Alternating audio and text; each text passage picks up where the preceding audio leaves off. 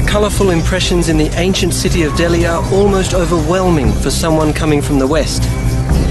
Exotic and totally foreign, they reflect a culture that has one foot in the past and the other solidly planted in the future.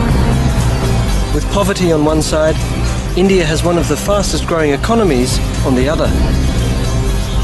India is poised to lead the world into the future. Just why is an important part of the untold story of India's scientific and technological contributions. Contributions that have been decisive in shaping the present.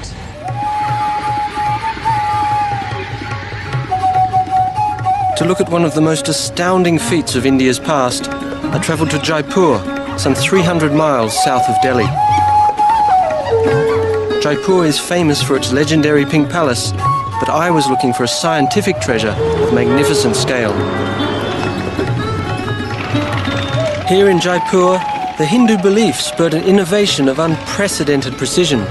Much like in the modern Western world, the movements of the sun, the planets and the stars were believed to affect human life. In order to determine the most auspicious times for important events, like festivals or marriages, precision was crucial.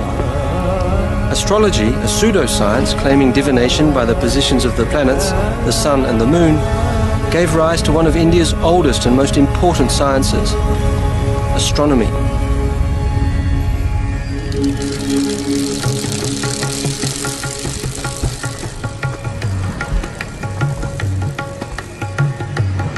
I'd heard and read about the Jantar Mantar, but nothing quite prepared me for this unique sight. The Jantar Mantar is one of 5 observatories built by Maharaja Jai Singh more than 300 years ago. What looks like a giant playground is in fact an architectural and astronomical marvel. Unlike the small metal tools the Europeans developed to read the stars, some of the 16 astronomical instruments built here out of stone, mortar and plaster are the biggest in the world.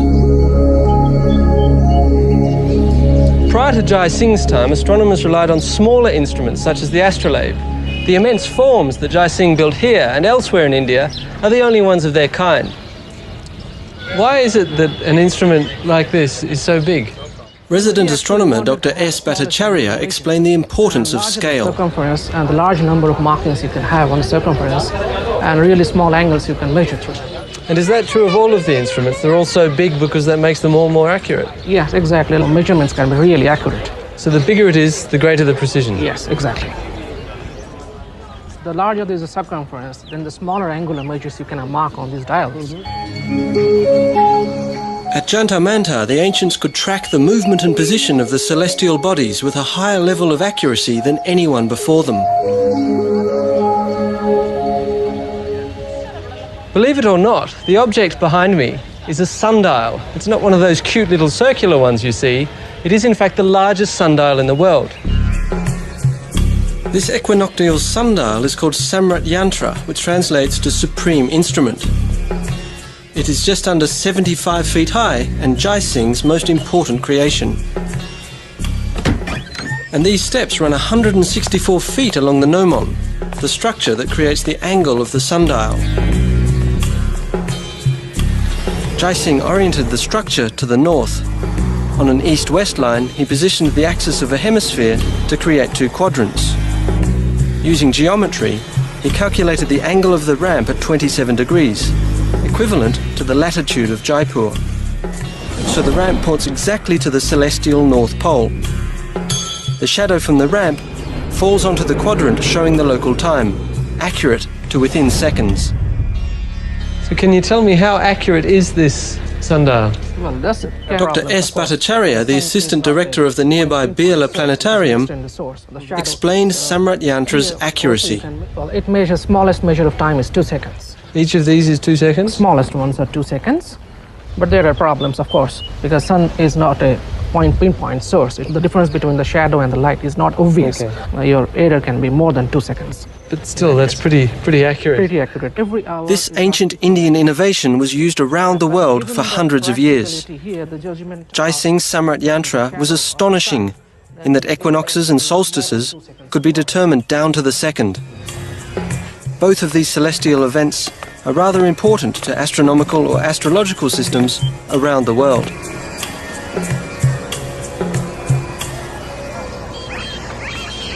But he didn't create something out of nothing. Jai Singh's designs capitalized on a dimension of science and technology with much older roots in India's history: mathematics. It all started with a dream. According to Hindu tradition, the world began from nothing when it was dreamed by Brahma, the creator god of India. Brahma's waking and sleeping pattern was believed to govern vast cycles of history. So vast indeed that a single Brahma day lasted one kalpa, that is 4.32 billion years. Almost the same time span modern geologists estimate to be the age of planet Earth.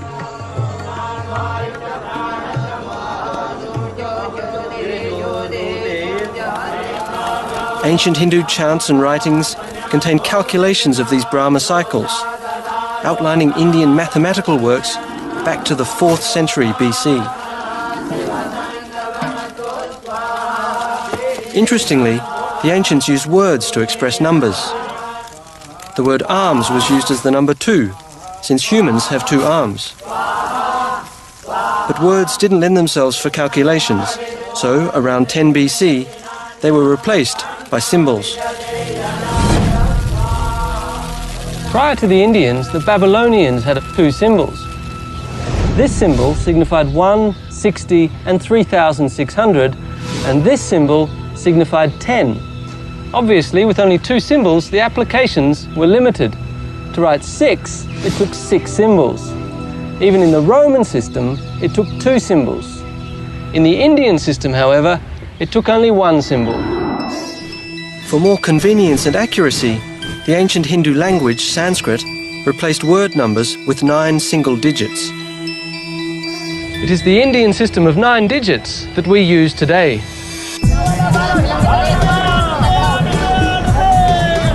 Traders and merchants were looking for an easy way to count and calculate. So commerce became the motor for ancient Indian mathematics and a numeric system that invented this crucial digit. It's the last symbol of this ingenious system for which we remain forever indebted to the ancient Indian thinkers. 0. For them, the symbol stood for the Sanskrit word shunya, meaning nothing. But once the concept became a symbol, mathematical computation was born. Just like Brahma's dream, from nothing came everything. The impact of India's long history with the 0 can be felt across our high-tech world. No 0, no binary system, no computers. Without the concept of 0, modern mathematicians and physicists would all be out of a job. All of this, the computers, the software, would be impossible without the preeminent ancient Indian invention, one that's been called the equal of any single human achievement, right up there with mastering fire or the invention of the wheel. The invention of the concept of 0. Numbers have become so much a part of our daily lives that we forget where they came from. And if you ask most people about the origin of our numbers, they'll probably say they were Arabic, and that would be wrong. It's not difficult to see how this mistake occurred. Arab traders introduced the 10-digit system to the West around 900 AD. But even in their own records, Arab scholars refer to the Indian system. In all likelihood, the Arabs picked up the Indian way of counting in a marketplace, much like this one. It was a time when knowledge was bartered and traded like a commodity, when merchants from China or Arabia travelled to India for treasures found nowhere else, like spices, gems, and a special metal with far-reaching impact.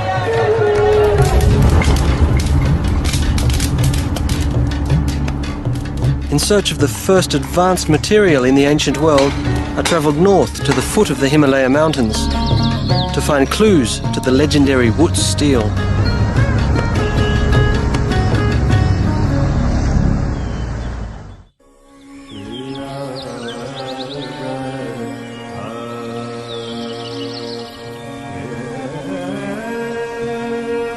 From the dawn of their civilization, the Indians wisely utilized what the land provided, devising methods to shape nature to meet their needs.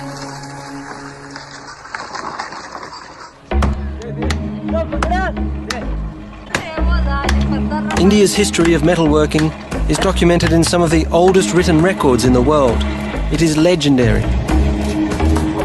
Yet only a few tantalizing clues to the source of that legend remain. Here, along the road to the Himalayas, I'd heard there were groups of itinerant workers who still retained one of the main skills of the ancient Indian metalcraft.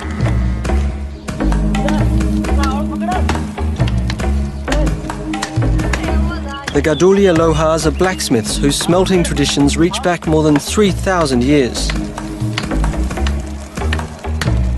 Watching them hand-forge simple tools carried me back in time. I could easily imagine how the ancients smelted and forged their iron. Their methods seem to have changed very little. Iron ore from deposits across India was placed in a mud and brick furnace charged with charcoal. Bellows provided an air supply that brought the temperature up to 1100 degrees Celsius. The molten iron or bloom collected and cooled at the bottom.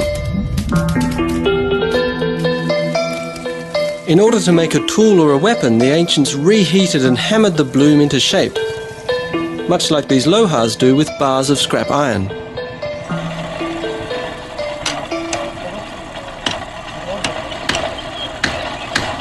After a few whacks with the hammer, I came to appreciate the blacksmith's skills.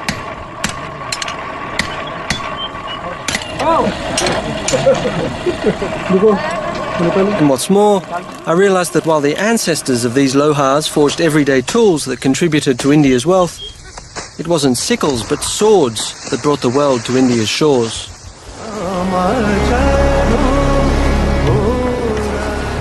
When in the 11th century AD, European crusaders felt the effect of Islamic swords in battle, their war stories launched the legend of the Damascus blade. One blow from the sword, they said, could cleave a European helmet without turning its edge, or slice just as easily through a floating silk scarf. Though the swords were forged in Damascus, the capital of modern Syria, the steel and the technology came from India.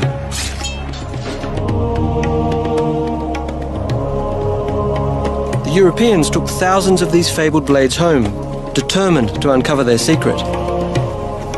Yet, the formula remained a mystery for centuries.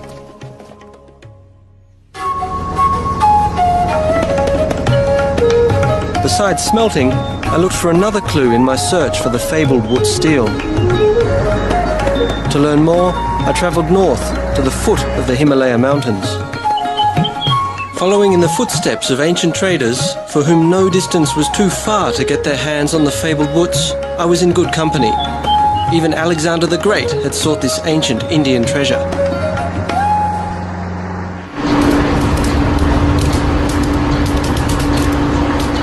Today at Windlass Steel Company in the town of Dehradun, they're making replicas of the Damascus blade.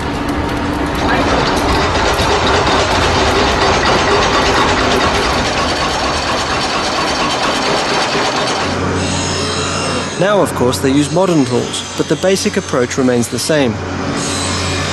Forging, shaping and polishing constitute the major steps in creating a blade. Still, the big question remains whether the modern replicas retain more than just the look of the legendary steel. One legend would have us believe that to give the sword its finishing touch, the metal was cooled by thrusting it through the body of a muscular slave, to have his strength flow into the sword.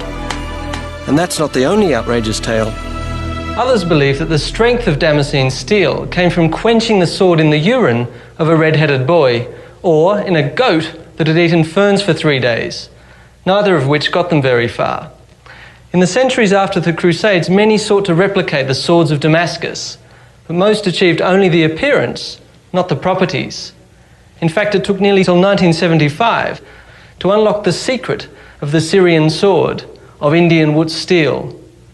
The irony is, the most important legacy of the ancient Indian metalworkers was not the recipe of the steel, but a byproduct of the search for it. Over the centuries, many metallurgists came to believe the blade's secret lay in its unique surface pattern called water structure. The pattern, some suggested, indicated that carbon content was the key. And while that was true, all attempts to reproduce wood steel failed. And we have some latest equipments also. In a modern lab where they develop new steel products, I met Mr. S.K. Mahajan, a sheet metal expert. Okay, what changes with steel? He's benefiting from the search for the secret to wood steel. There are a lot of developments in the automobile sector, white goods sector. Across Europe, researchers compared different metals under a microscope. They never found the secret to the magnificent metal, but what they did find was a lot of very useful information. So one byproduct of the search for wood steel was metallurgical microscopy. Discovered in 1822, it is still used today to evaluate the strength and purity of metals. So this is what happens inside? This side, I'll show you the rolling mill.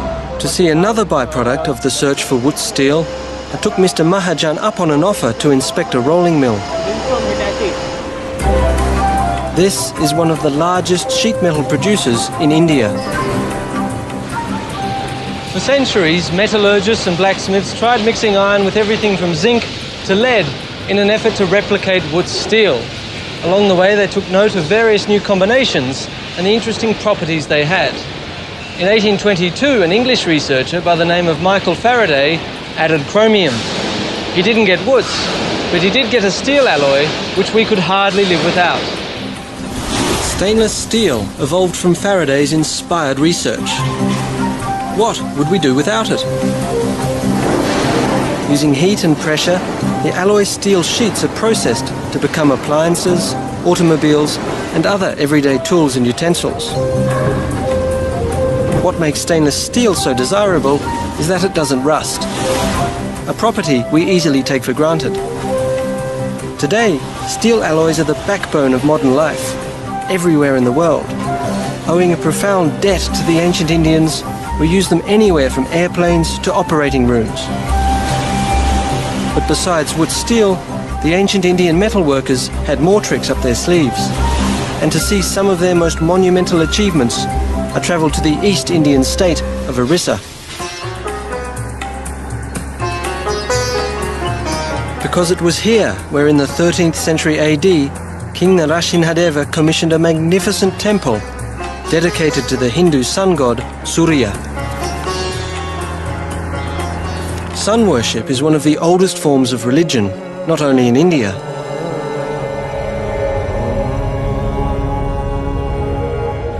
Konark Temple is the embodiment of Surya's daily ride across the sky. His chariot has 12 wheels, one for each month of the year. It's pulled by 7 horses, one for each day of the week.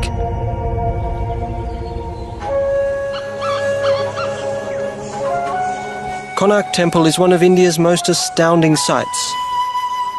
Though much of the original structure has decayed, I could see that the remains bear witness to the accomplishments of the ancient builders. Researchers know a lot about how the temple was built because of the locals' deep attachment to it. The ancient Indian contractors kept detailed accounts of the construction on palm leaf manuscripts like this one. But some local families kept the original manuscripts, from which we have an astonishingly detailed record of the project, stretching back 1,000 years. Organised with mathematical precision, the manuscripts tell of a highly technical building process which was completed in only 12 years. Stone blocks were the principal building material. Ironworkers played an important role in this ancient construction technique. They were the ones to forge these interlocking clamps, designed to hold the stone blocks firmly in place. What is new in this temple is that its builders relied on the innovative powers of the ancient metal workers. Using the same basic technique of heating iron ingots and hammering them together, blacksmiths created beams up to 20 feet long and weighing over 5 tons. You can see here where the individual ingots were joined together. In so doing, the ancient blacksmiths created the first beams used in construction, a remarkable application of a simple technology. Though there's evidence that other cultures used metal to join sections of stone, the ancient Indians were the first to incorporate long metal beams as structural components. This is an impressive piece of engineering. Hand-forged iron girders support massive stone lintels to form the supporting structure of the building. During early explorations of the site, more than 20 girders were found throughout the temple. Now, given that each of these girders weighs around 10,000 pounds, and the stone lintel probably just as much, it's truly amazing that the workers could lift such a massive weight. The mystery was solved when researchers analysed the palm leaf manuscripts. It seems the builders relied on an imaginative mechanism created by the blacksmiths and a local source of auxiliary power. Using hand-forged iron pulleys and ropes, the stone lintels were placed on wooden planks. Elephants were trained to step on these to raise the lintel pieces in the air, while a team of men pulled on the ropes to set them on the girders. Throughout the construction, elephants did the heavy work.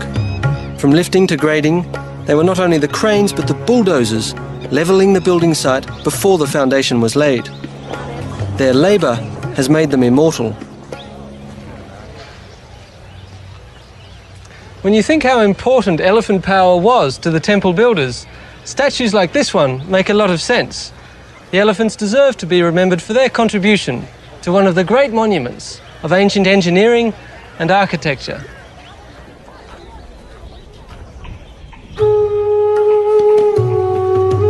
While temples like Konark rise to the skies as monuments to the innovative power and riches of ancient India, other extraordinary structures were built in the opposite direction. Underground water buildings like this one became the legacy of the ancient Indian craftsmen. They were the lifesavers in the ancients' never-ending struggle against flood and drought.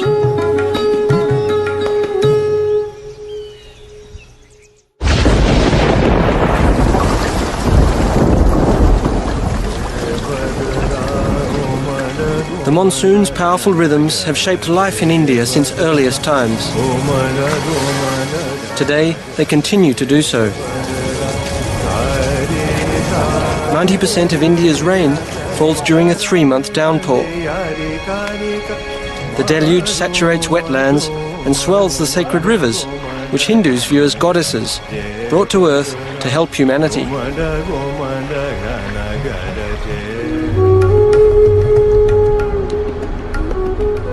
For those living in arid regions, the monsoon brings life.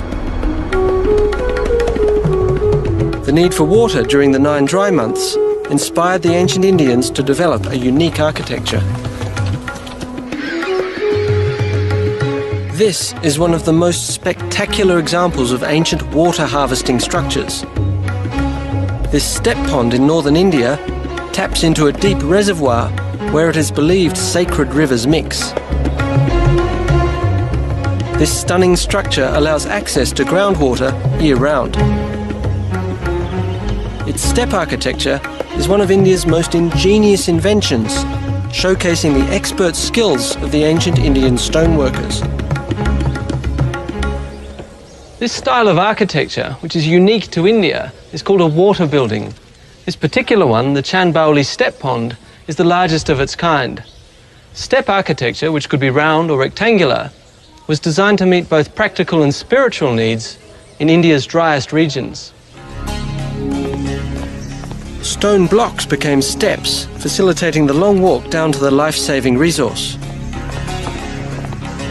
And a long descent it was. The pond is over 5 stories down, and farther still when the water level drops during the dry months. With stone blocks, you could build square corners and curves and keep the layers level, regardless of the incline. Whereas temple architects used stone blocks to build upwards, creating vaults and chambers. Step wells and ponds were built in the reverse direction. But first, they had to find the water. A large tree was often the clue to the source. Near the tree, a rectangular well was dug to check the depth of the groundwater and confirm its purity. The well was widened into a rectangular pond, which was then lined with stone blocks. The step architecture kept the walls close together to reduce evaporation and ensure that the pond stayed cool. Allegedly, this was done with a special effect in mind. Indians have a long tradition of water cooling methods. Evidence indicates that evaporation was put to a novel purpose centuries ago. European accounts of the 19th century tell of rows of shallow pottery vessels containing water, which were covered with straw and exposed to a draft. The evaporation chilled the water and could even produce small quantities of ice. Let's see if it works.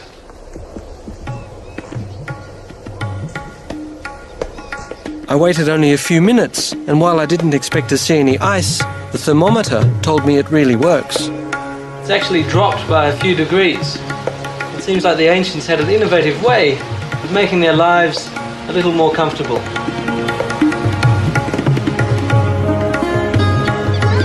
Dating back 1,000 years, water buildings like these show the advancement of ancient Indian science and technology. And what's more, the water harvesting techniques that sustained them for centuries are now inspiring modern applications.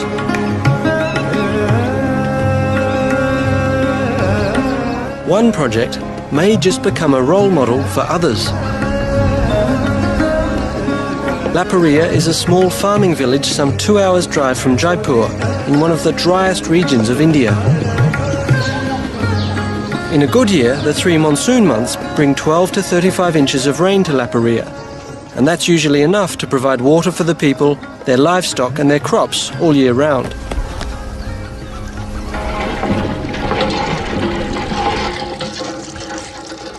However, the monsoon is, well, the monsoon.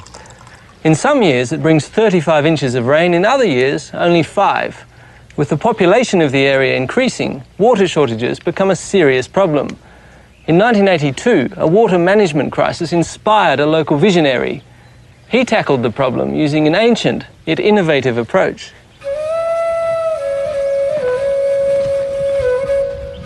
हम सब लोग इकट्ठे होकर के और सब लोगों ने मिलके काम किया. Laxman Singh, a member of a prominent local family, has dedicated his life to reviving traditional rainwater harvesting methods in a parched and barren land. तालाब बने हैं, सारे लोग निठल्ले ना बने, कम से कम. Mr. Singh explained that before he took up this cause, most modern approaches had failed because they were foreign to the villagers. So instead, he reminded them of their ancient wisdom. The water methods used in the construction of step ponds and step wells inspired the Laparia squares.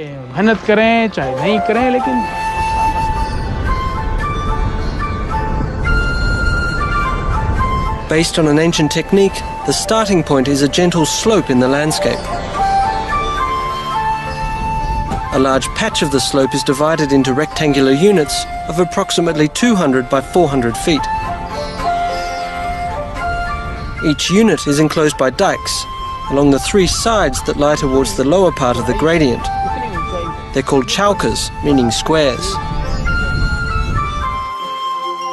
This zigzag pattern on the land allows rainwater to enter the square and fill it up. Excess flows into the next square and then onto the next. Runoff flows into a storage pond or tank. Collected water percolates through a soil filter into the groundwater, which is pumped up through the village wells. As Mr. Singh explained the process in more detail, I realised that this low-tech, high-intelligence irrigation strategy manages a limited water supply most efficiently. In fact, Laxman Singh's approach was producing more drinking water as well as sufficient water for their pastures and farmlands.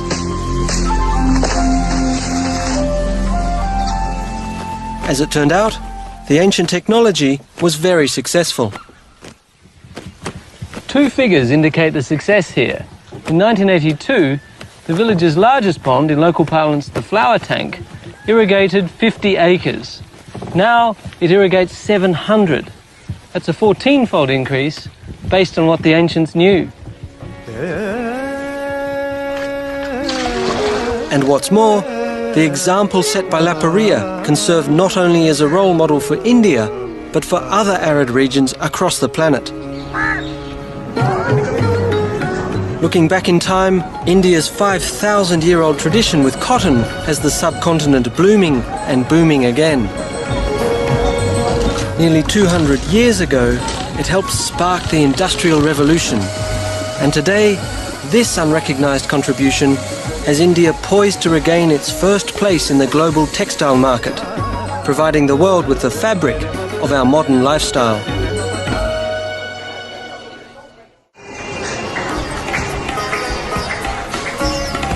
This is the Chandi Chowk Bazaar in Old Delhi. For thousands of years, traders came here to find something only India could offer. A fabric so versatile that when its virtues, soft, fine and airy, were revealed, the demand fueled an economic surge that changed the world.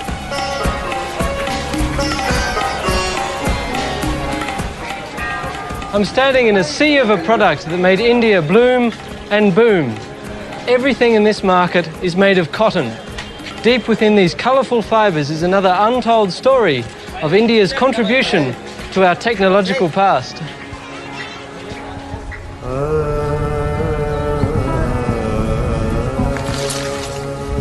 Cotton was first domesticated 5,000 years ago in the Indus Valley, a part of ancient India that is today located in western Pakistan. Each fibrous bloom is called a bol, which contains many tiny seeds. Rich in vitamins and oil, ancient farmers fed the seeds to their livestock long before the true treasure of the plant was discovered. Called wool-bearing trees by the Greeks, cotton plants were traded across the ancient world, but few devised an efficient technology to mine their magic.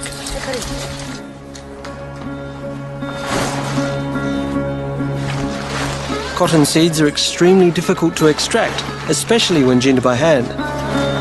But the ancient Indians had already invented a more efficient mechanical device millennia ago. The churka uses two rollers, a mechanism similar to an antique clothes wringer, which pinches the cotton balls, pulling the fibres from the seeds.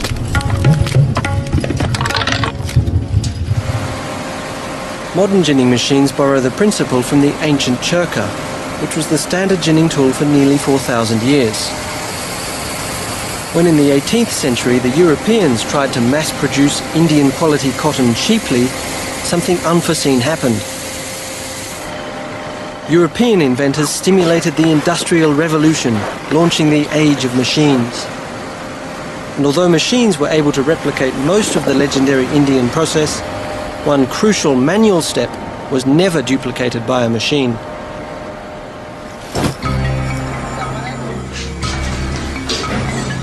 Long ago, Indian craftsmen pioneered a tool that gave their cloth a unique quality.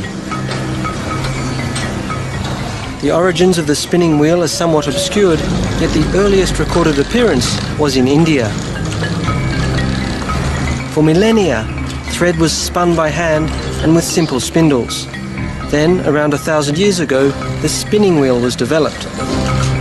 It was a simple, yet enormously efficient technological leap.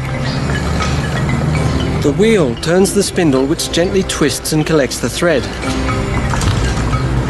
The spinning wheel was so efficient that in skillful hands the normal daily output could be doubled, and yet the legendary quality was retained.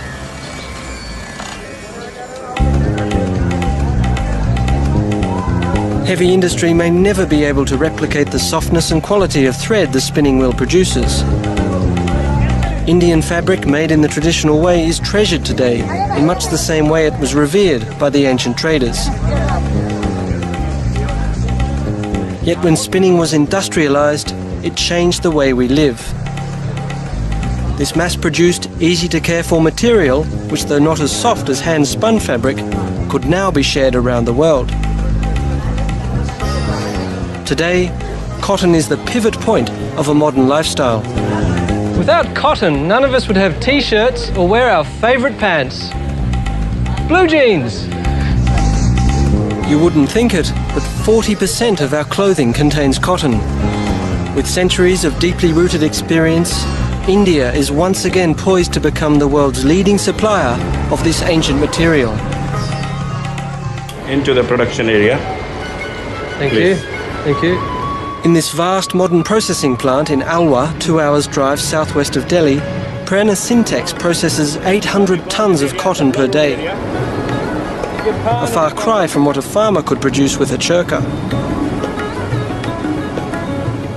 Here they spin some 10 million yards of thread a day, more than all the spinning wheels in India could have produced in a year. The technology that is likely to have originated in India hundreds of years ago is now re-imported from Germany, Japan and Switzerland by way of these modern machines, with the processes becoming ever more efficient. I came to realize how much ancient knowledge contributed to the importance of the marketplace, where not only goods but ideas have been bartered, exchanged and spread around the world.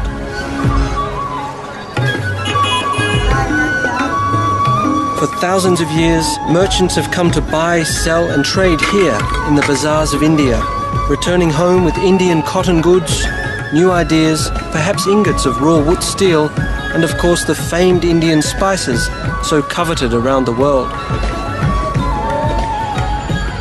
Many of these spices have medicinal properties. In ancient times, most medicines came from plants. According to the ancient Indian physiological texts, the state of one's health can be attributed to one's eating habits. Science has shown that some plants have curative powers. Willow bark is the basic ingredient for aspirin. Spices like garlic are believed to boost the immune system and help with minor ailments. Drawing from these ancient prescriptions, herbal medicine has become big business not only in India, but worldwide. Native spices and herbs are mixed in a variety of combinations by more than 8,000 pharmacies. Global demand is difficult to calculate, but herbal products in India alone constitute a billion-dollar market.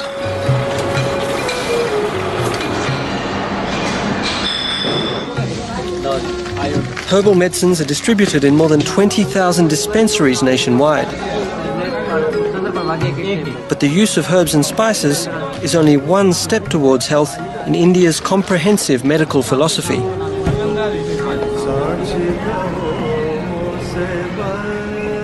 Near the sacred Ganges River at the Kripalu Bagh Ashram, I found the ancient Indian healing practices still very much alive. This ashram houses an Ayurvedic clinic that treats hundreds of patients a day. Ayurveda in Sanskrit means the science of life, which defines health as total well-being. A medical diagnosis therefore does not only focus on the immediate symptom, but on the patient's relationship with food and herbs, the weather and the seasons, and even his or her personal relationships. Ayurveda was the first system of medicine to appear in the world. And finally, after 5,000 years, this holistic approach is now embraced in the West. Yoga, which is one of the most important aspects of Ayurveda, has become very popular.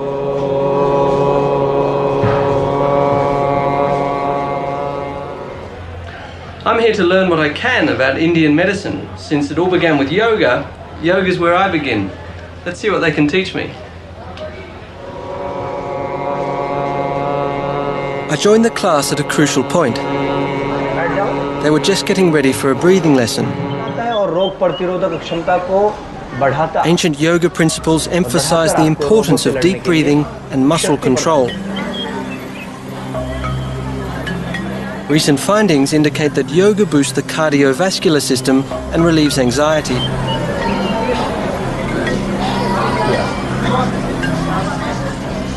It seemed to work. The yogic breathing exercise, though a bit unusual, invigorated me immediately.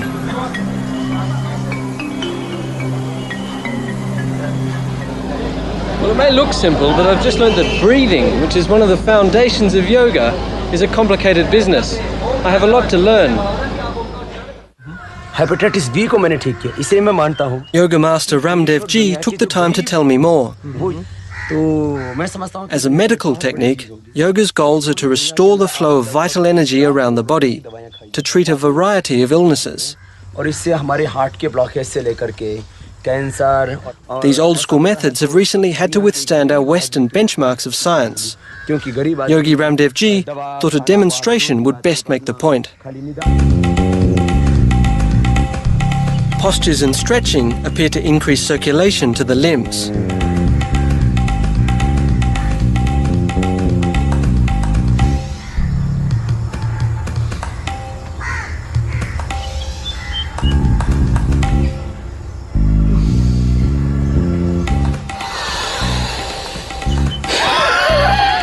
Deep breathing induces relaxation, and with practice you can gain control of muscles you never knew you had.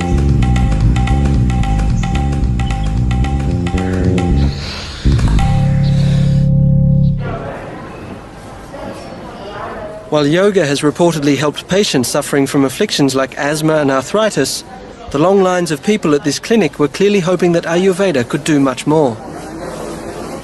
I couldn't think of a better way to learn about Ayurveda than to become a patient of an Ayurvedic doctor. So I scheduled an appointment with Dr. Gaval.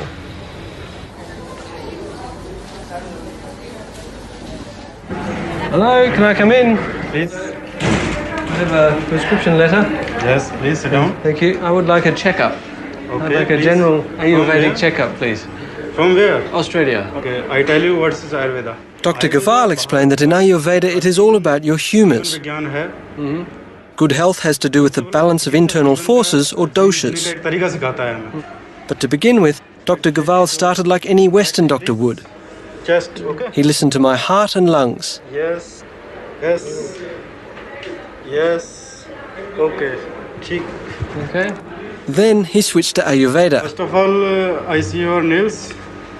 It's good. He examined the colour and texture of my fingernails and eyes, which could indicate a dosha imbalance. Just like I have. The pulse examination was the clincher. My nose. Since 13th century Vedic texts, pulse examination is one of the oldest forms of medical diagnosis. Pith and cough. Each of the three internal forces or doshas pulses through the radial artery. Body is made up. Dr. Gaval's index finger read Vaya, which stands for air and ether. His middle finger picked up Pitta, that is fire and water, and Kapha, earth and water, registered on his ring finger. Then your nadi is completely fit now. Thank you. Okay. ठीक है? You are totally fit. Oh, I'm glad to hear. Once he had pronounced that my doshas were in balance and that I was in good health, Dr. Gaval taught me some of Ayurveda's little-known accomplishments. शरीर में सम है. It was amazing to learn that hundreds of years before European medicine, Ayurvedic doctors had already developed a remarkable range of specialties. They included psychiatry, pediatrics, ophthalmology, toxicology, gynecology, and surprisingly, surgery. As it turns out, the ancient Indians had designed surgical instruments and developed unprecedented operating techniques centuries ago. Recently, one of their ancient techniques, which was once used to repair a punishment for adultery, has become rather popular. Leaving a single line. Throughout India's history, even medicine has taken its twists and turns. Tracking the legacy of the ancient Ayurvedic surgeons led me to one of Delhi's largest hospitals. I had arranged a meeting with Dr. Lokesh Kumar, a plastic surgeon. Familiar with Indian medical history, he assured me that one ancient Indian invention in particular was making a lot of people very happy today. In ancient times, the standard punishment for adultery was removal of the nose. This gave ancient surgeons plenty of opportunities to practice rhinoplasty, or, as it's more commonly known today, a nose job.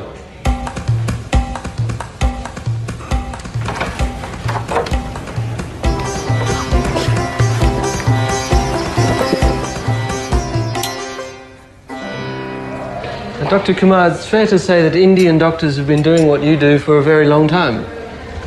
Well, this operation of rhinoplasty, it evolved in India. The earliest description, that is 600 BC, was the tissue taken from the cheek. Right. But the basic principle remains same. So what you're saying is that the practice you do today is exactly the same as the ancient practice. That's right, because the reconstructive rhinoplasty has been practiced for ages. We mark it. Except for a slightly different measuring technique, little has changed in the procedure invented by the ancient Indian surgeons. For making the nose. A leaf was used to measure the area to be covered. A flap of skin was dissected from the cheek or the forehead and flipped over. One side remained attached to provide the blood supply. The flap was then sutured to scarified areas on the cheek. Wooden tubes were inserted to form the nostril. The essential technique of moving skin from one place to another is exactly the same as the ancient technique. Well, that's right. Why we take the tissue from the forehead is because the skin here is quite elastic.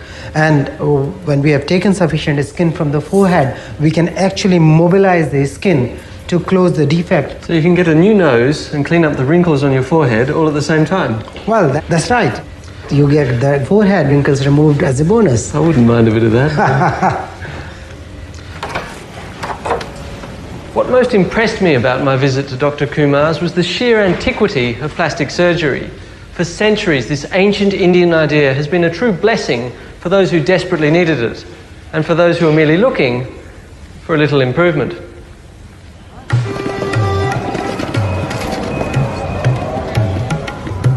As I left the clinic and looked into the faces of modern India, I could not help but think what a debt we owe to this ancient culture.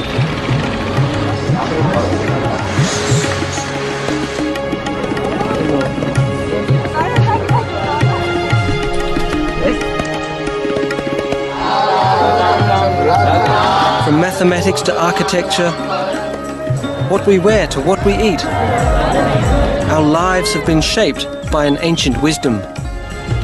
For 7,000 years, India has provided the world with its riches.